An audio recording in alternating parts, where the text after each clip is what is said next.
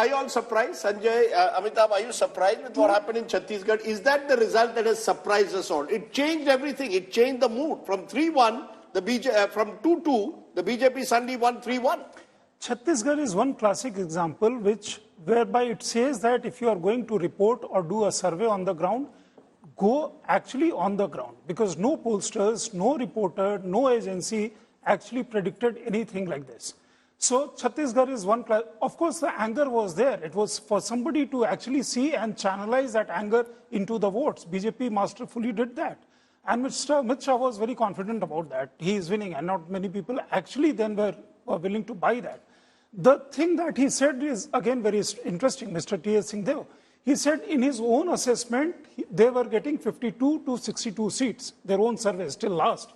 I think they should sack all those pollsters, all those agencies, and all those advisors. No, I don't agree with this. And I'll explain why. No, one second. Once a poll goes wrong, to give polling a bad name is very easy. Here's essentially what can happen. And I want to paint a scenario, and I want you to think about it as I say this. Let's assume you go out and you find in a poll, out of 100, 80 people say they want to vote for the Congress and 70 people say they want to vote for the BJP. The pollster will come back and say that there are more people wanting to vote for the Congress than there are the BJP.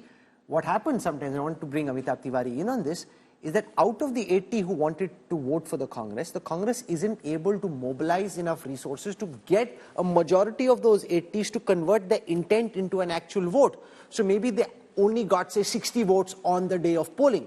The BJP, even if in that poll it had only 70 people saying it wanted to vote for it, was able to get 65. So 65 plays 60, the BJP still wins. It doesn't mean that the polling is wrong. It means there are limits to what polling can show, and that the BJP, because of their phenomenal campaign machinery and organizational strength, is able to make those last minute, last mile tweaks, which the Congress in its current avatar can't. Amitabh. Yes, so, come in. Your graphic shows BJP gained 13%. Yeah. That's a whopping percentage for somebody to No, the point I'm making about polling is in general. Oh, no, this is of course very different. The point I'm making is that a stronger organizational base on the ground, more last mile connectivity, helps ensure you get more people to the booth. Take, for example, a typical Congress family. And since so much has been said, I was very keen on putting it out there. They may go out and vote themselves, but if there's a grandfather or a grandmother, they may say, "Theek hai, aap raho, aapko." In the BJP, a lot of effort that Amit Shah and the others make is on getting that older person or the really young guy who may be going to college, or you don't want him to bunk a day at work, so you say, "Tum jao," doesn't matter. Getting that person towards every extra person, and if in each family you can find one odd extra person, in the end it can make a big difference, Amitabh. Yeah, so opinion poll is an intention to vote, as you said. But exit poll is people who've actually voted where. Correct. Now, there was disillusionment in MP also. But people are not going to go automatically and vote for the Congress party, as you said. There has to be a mechanism to convert this disillusionment into anger and into actual voting on that day. Absolutely. The BJP, because of its last mile connectivity and Panna Pramukhs and the extensive micromanagement, was able to get out almost all the people who were disillusioned with the Baghel government in Chhattisgarh, whereas in Madhya Pradesh, Congress was relying on people themselves to come out, because even in Telangana mein hua. जैसे कि हमको public जिताएगी Telangana. No, but that just means, Rajdeep, that when Janta jita de, the Congress jeet jaye. If it's a tight, like listen, India versus Australia, tight match. If it's a tight match, India has to do the little things that are required to win. You can't be, okay, if this guy hits a century, that guy hits a century, then we'll win. You have to win the tight moments in an election. You know, I think elections, particularly tightly contested elections, are won by last mile connectivity. We've seen it. The Labharti schemes are not given enough of importance in our election analysis. The BJP consciously has targeted all the Labhartis in Madhya Pradesh.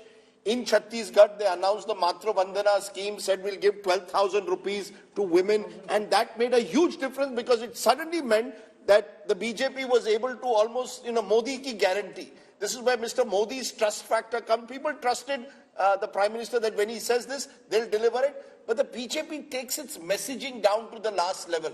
You can't just do it at a rally. If you are doing it over a year, I was just reading this article on Madhya Pradesh, where 40 lakh workers of the BJP over the last 12 months at the booth level have been consistently sending out the messages of the various beneficiary schemes. I recall even before the general election, the BJP has call centers where you're ringing up the beneficiaries, and digitization, Rahul, allows you to connect to the last mile person and inform him, tell him or her the benefits that you're already getting. Now, the Congress doesn't do that even in the state. You look at Rajasthan. Huge posters of Mr. Gehlot and the various schemes. But unless I am able to, through my booth workers, connect to them, bring them to the polling booth on voting day and tell them that, you are voting for the Congress because ABC schemes have been done for you, you don't win. I think it is... No, but what does the Congress do instead? Their leader will come from Delhi or wherever, or from the state capital, wave out, say a few things and go back. That's a very old style of political management. That's what I'm saying. That's not good enough. The only way the Congress can win in such a scenario is jab janta jitati. Yes. There's so much anti-incumbency that people are so fed up and frustrated with the government of the day that they go, which is what frankly Kamal Nath was expecting and hoping for. No, it didn't happen. So if it's a tight match where you need to punch as hard as you're being punched, the Congress against the modern day BJP will find it very difficult. It's not as if Ashok Gehlot's government or Bhupesh Baghel's government didn't have welfare delivery schemes. And some of those welfare delivery schemes, whether it's for farmers in Chhattisgarh or indeed on health insurance in Rajasthan, are on paper very good schemes. You have to then take those schemes that are on paper and take them down to the last level.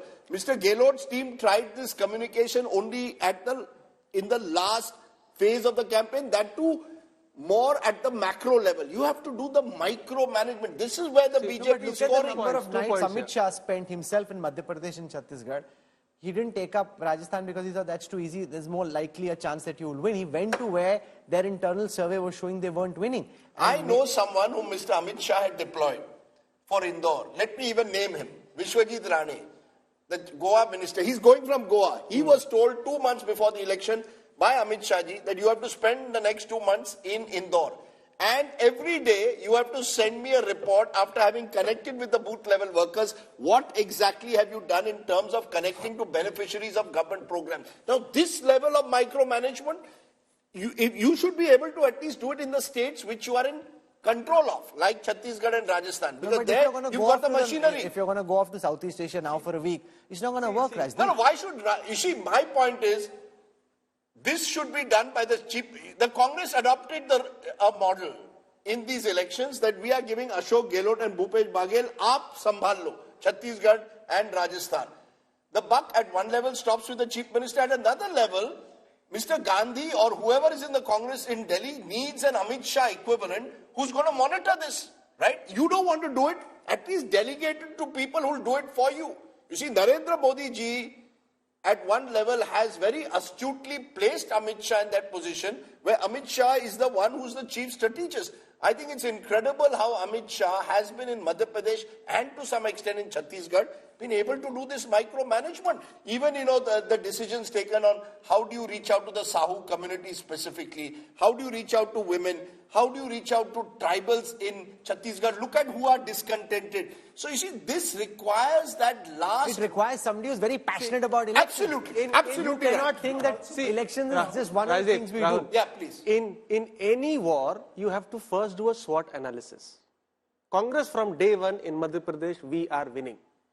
Whereas BJP in August is on the back foot and saying that we are losing, we are trailing. Send Vishwajit Rane for 2 months to Indore. Send XYZ for 2 months to this place. That's number one. And you mentioned about the beneficiaries. 28% people who have backed BJP in Madhya Pradesh are beneficiaries of central and state government. 28%. 28, the highest. Third factor, you mentioned about Gehlot. See, Gehlot launched 20 schemes at least in the last 1 year. Not one of them is a cash transfer scheme. Mamaji launched just one scheme, Ladli Behna, cash transfer scheme, immediate impact. See, we spoke about it in one of the programs. Being a card holder does not mean I'm a beneficiary. If I have a card of a 50 lakh, Ayushman, what do I do with it? I become a beneficiary only when I fall sick and I go to the hospital. No, there's a big difference. Bhupesh Baghel's scheme for farmers was one where there was direct cash transfer taking place. It's not as if there were no scheme. It is also your ability to ensure that the delivery is is extended to each and every beneficiary. It doesn't only go, there are no leakages. And then when you deliver, you ensure that your party machinery system convinces those people that these benefits are coming with the chief minister, and therefore there's a connect. Now, Congress, there is no consistency with Ashok Gehlot. Ashok Gehlot did it in the dying hours of a campaign in the final 1 year. You have somebody like Shivraj Singh Chauhan, for whatever, give him credit. He's not earned the reputation of being mama for no small reason. He's done it before. It's a 10-year program, which he's only bolstered now. No, but if whenever there's a fight between a slick, well-oiled BJP machine, this Jugaad ragtag Congress, unless people are wanting at that moment for the Congress to win, which could well be the case in Karnataka, which could be the case in Telangana, massive anti-incumbency against the state government, then you can win. Guess how many promises the Congress made in its manifesto in Madhya Pradesh? Yes, 59. No, 1,230. 1,230, including setting up an IPL team. Now, you do 1,230 promises, they get lost in the, the detail. You see that manifesto. You need 4 or 5 promises that are clear, that a person knows कि अगर मैं कांग्रेस की सरकार बनाऊंगा और बनाऊंगा तो I will get A, B, C, D. That's all. I don't need 1,230 promises.